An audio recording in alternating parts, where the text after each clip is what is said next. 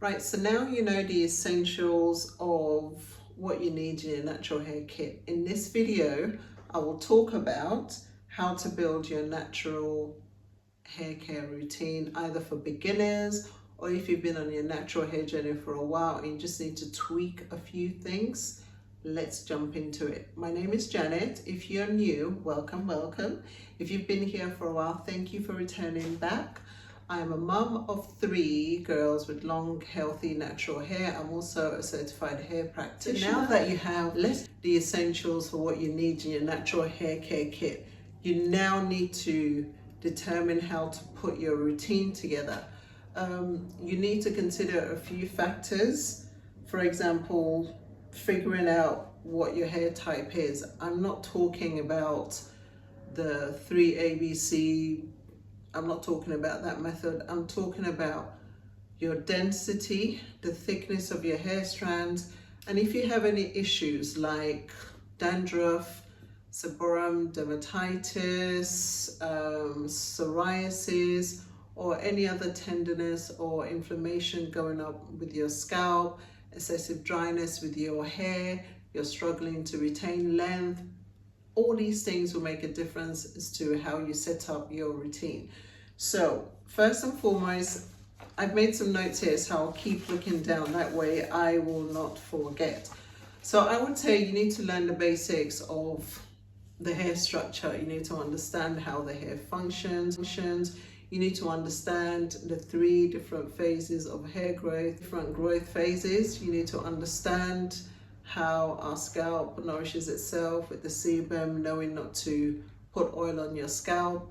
But some people might need a bit of extra lubrication in the case of a serum. I would always recommend a serum and not an oil. The Ordinary does a nice hyaluronic acid, which can also be applied to the scalp. And there's a few other scalp serums from The Ordinary that you can also use to apply to your scalp if you're struggling with dryness and you just need that extra bit of lubrication. Now, I'm going to start with shampoo. How you shampoo makes a difference. If you're in a teeny weeny afro stage, you can shampoo your hair out. You don't need to put it in twists. But obviously, if it's long like mine, then it will be beneficial for you to put it in twists. If it's long and really dense, putting it in twisted sections, like maybe 6 or 7 or whatever, will just make it less overwhelming when you're shampooing. And also you need to also think about, do you need a pre-poo? How often do you need to pre-poo? If your hair gets quite matty and velcro-y easily, or just likes to just stick and mesh together, definitely I would recommend having a pre-poo in your routine. So this would be pre-pooing with a penetrating oil. Coconut oil is a very good one, which it's very good because it penetrates the hair strands and also protects the protein that's already in your hair from losing any further during the shampoo process. There are other amazing penetrating oils that you can look into. Now, if you are enjoying this video so far, you would enjoy my previous video on the essentials that you need for your natural hair care kit. If you're yet to watch that, I would say go and watch that first, and this video will make a bit more sense. Now, another thing to have a look at is deep conditioning. How often do you need to do this? And also bearing in mind the types of deep conditioner, the moisturizing one and the protein one. Some people need a protein one twice a month. Some people only need it once a month. You need to figure that one out. You need to know that you need a moisturizing deep conditioner and a protein-based one, okay? This also depends on how often you wash your hair. Now, I wash my hair weekly. Without fail, I like to follow up with a deep conditioner weekly as well. It just works for me. Some people might only need to deep condition every other week on their wash day, and some people wash every 2 weeks. So I would definitely say don't skip your deep conditioning if you're washing every 2 weeks. I would recommend a deep conditioner, like, again, depending on your hair type. I'll use my daughter, my middle one, as an example. Her hair is like medium density, quite fine.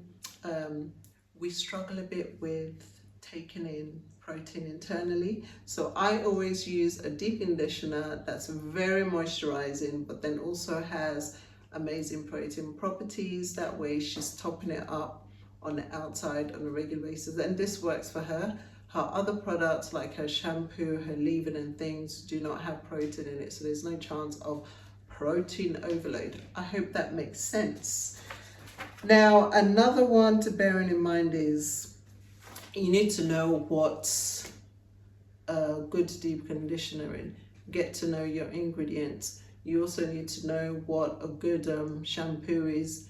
Get to know what sort of shampoo you need. For example, if you have scalp issues such as seborrheic dermatitis, you need to make sure that you're incorporating a shampoo that has salicylic acid, zinc, and coal tar, various other things. So you need to make sure you're incorporating this into your routine.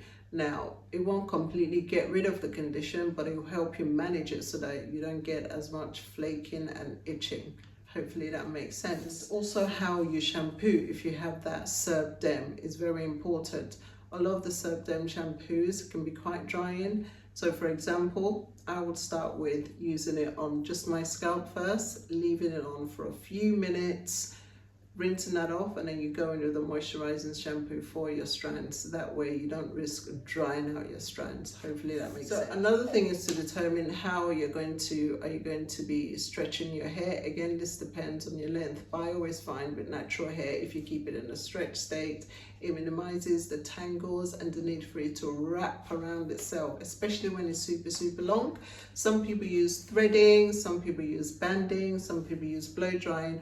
I am not averse to blow drying at all. I always say it's about preparing your hair well beforehand and protecting it beforehand so that there's no chance of heat damage. And obviously blow drying every week too often, that too can lead to all sorts of other damage. So these are things you need to bear in mind. And also, I guess, depending on whether you have to go into work or you predominantly work from home, all those things you need to bear in mind as well. You need to also think about, are you a rough sleeper? You laugh, but if you're a rough sleeper, no matter what sort of bonnet you get, it will probably fly off your head.